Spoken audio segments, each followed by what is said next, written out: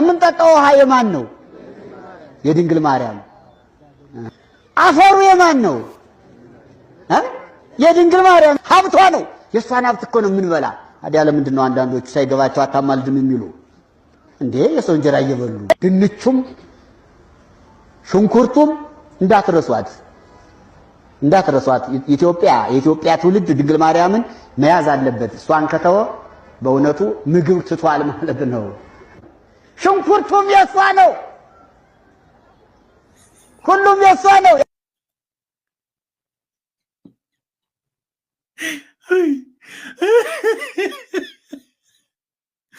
አቤት ሽንኩርቱም የሷ ነው፣ አፈሩ የእርሷ ነው። እኔ እኮ ከየትኛው መጽሐፍ ቅዱስ እንደሆነ የሚያነቡት ነው ግራም ይገባል። 81 ያደረሱት መጽሐፍ ቅዱስ ትልቅ ያደረጉት መጽሐፍ ቅዱስ አለን ነው የሚሉት 81። እንግዲህ አሁን የ66ቱ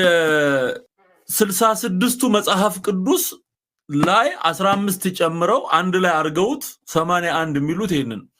እዚህ ላይ እንኳን የለም ይሄ ሽንኩርቱ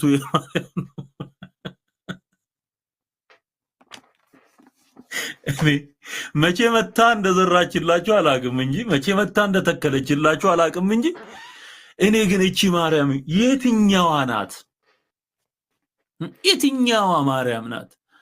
ወነ ኢትዮጵያ ውስጥ ያለችው በኦርቶዶክስ ውስጥ የሚነገርላት ማርያም የኢየሱስ እናት ማርያም እኮ አይደለችም። እንዴ ከሽንኩርትና ከድንች ጋር ሲጀመር ምንም የሚያገናኛት ነገር የለም።